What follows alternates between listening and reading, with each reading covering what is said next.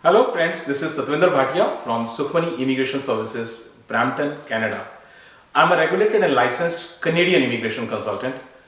Today's video is very special because it is based on few cases which I've recently witnessed.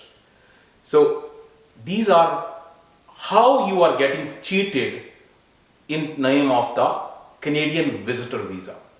So I will share all the details with you, but before that I request, if you have not subscribed to the channel, please consider subscribing. We talk a lot about Canadian immigration news, update, tips and tricks on this channel. If you like the video, please share it with your friends and families, and please remember to press the bell icon so that this video comes to you as soon as we upload. So without further delay, let's get started on a very important video, which is how you are cheated in the name of Canadian visitor visa. So I'll share with you a case which I have seen, not just one, there are a couple of cases, but I'm sharing just one case, just one particular case, which a person came to my office and he said he's having currently a visitor visa to Canada and he wants a LMIA and get it converted to the work permit. So he was sitting with me and I said, okay, can you just tell me some brief details about yourself? So he started, and this is the actual part. He said he is 10th pass and he is a farmer by profession, and then his income was average income, and he has a low bank statement, and then ITR was also average. ITR is income tax return, so that was also very average, and he has no relatives or friends in Canada. So this is what he told me about himself. I said, okay. It was a little surprising how he got a visitor visa based on what he told me. So I said, how did you got a visitor visa? He said he went to an agent and agent helped him to get a visitor visa, and he paid a big sum of money to get the visitor visa. I said, can you show me your form, application form? He said he doesn't have it. Then I told him that go back to your agent and get the form. So he came 2 days after and finally he got the form. And to my surprise, I was shocked what was mentioned in the form. So in the form, it was mentioned that he has done MSc Agriculture. First thing, MSc Agriculture. He is a government employee working in the Punjab Horticulture Department. He has good income, high bank statement because he's been working for last 10 years, and ITR was excellent, and he has a cousin brother in Canada.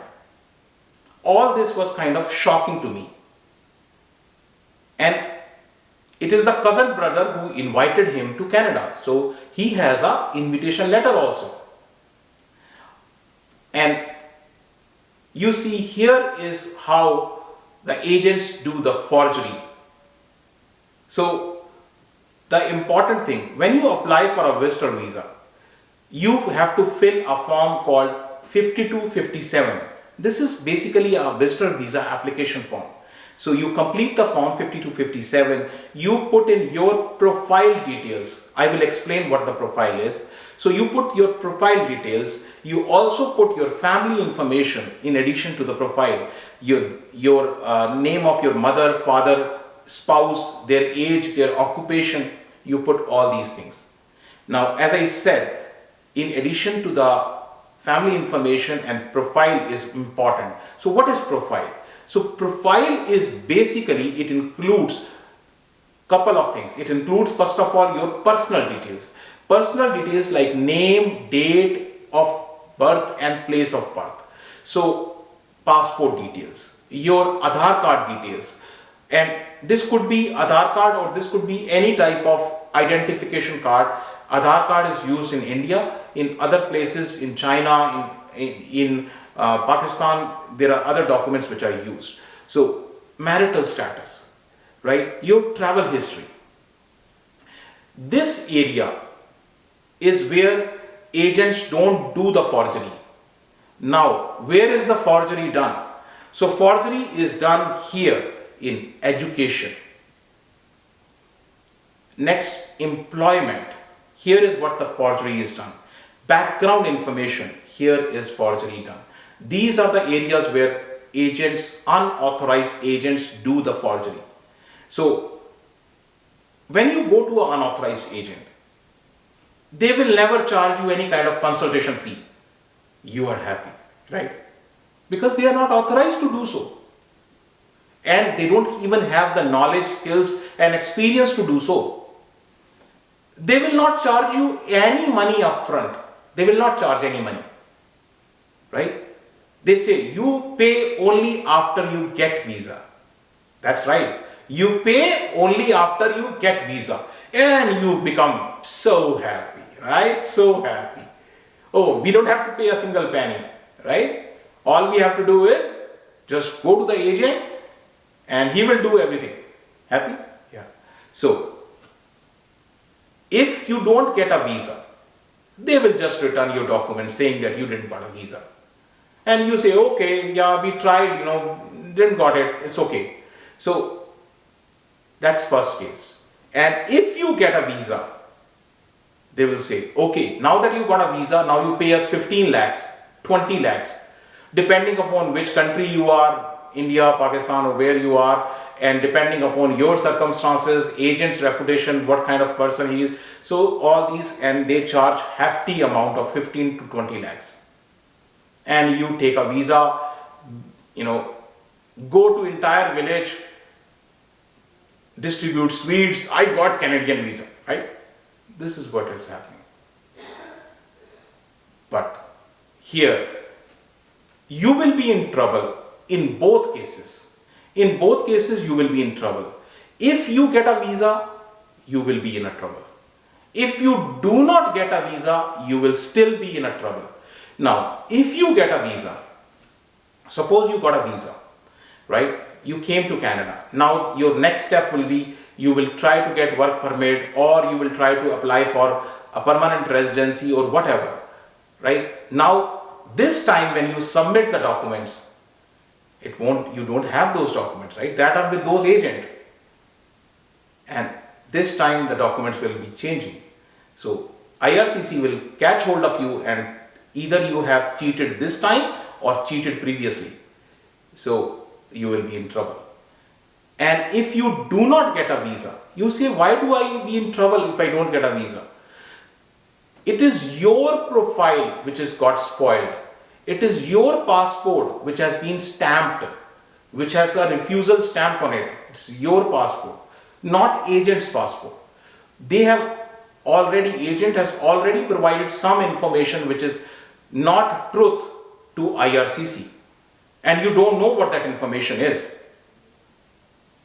So you will be in a trouble if you apply second time. So your chances go down tremendously if you already got a refusal. So this is how you get into trouble. Now, you get into trouble because of the forging documents. Now you will say, what is forging? Forging documents, forging is basically all those activities which includes creating fake documents, just simply, creating the fake documents, or changing or altering the documents by adding or removing the information, or hiding the information. That's also forging. And falsifying the information.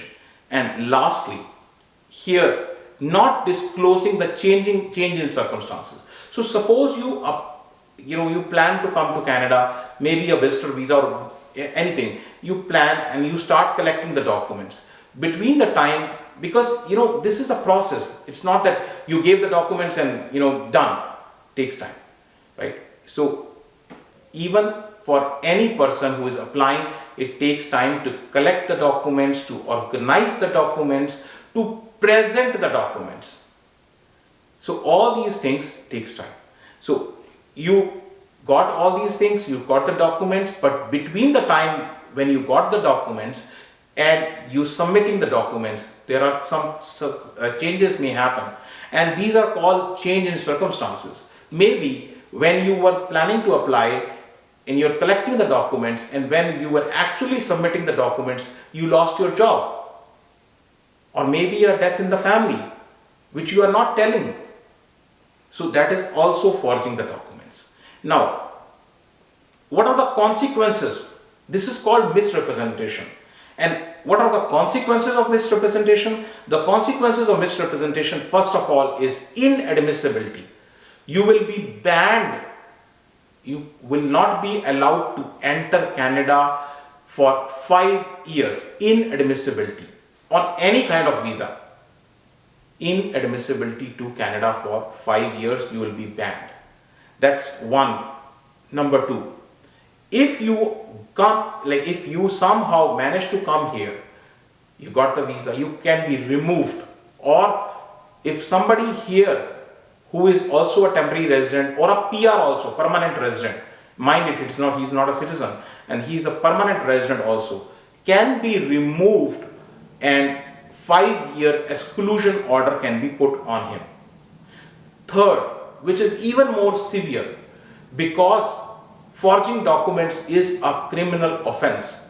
So, criminal charges will be laid on you, 5 years in prison or $100,000 of fine, or combination, or whatever the judge decides. So, such a severe consequences. And these are consequences for you, not for your unauthorized agent. He is sitting in his own nice environment enjoying. It's you who will be facing all these consequences. So, now the question is, how do you build your profile? Your profile is weak, you want to come to Canada. How do you build a profile? So, first thing, you have just a blank passport. Don't go with a blank passport for a Canadian visa. You should have at least some kind of travel history. And that should be genuine. And you should be move to a stable job. I always say you move to a stable job. You should not be doing 2 months here, 2 months here, 2 months there. No, that's not going to help you. Move to a good paying, stable job. You are in a job for last 4 years, 5 years, that has lot of weightage. That's what is important, right? Create a proper bank balance, not just borrow money and put it in your bank. No, that's not the right thing. You need bank balance statement, not just the bank balance, right? So proper bank balance statement. Connect with your relatives, your friends. Ask them if they can provide you with the genuine invitation, if they can provide you with a genuine invitation letter. If they can provide you with the invitation letter, lots of problems get solved.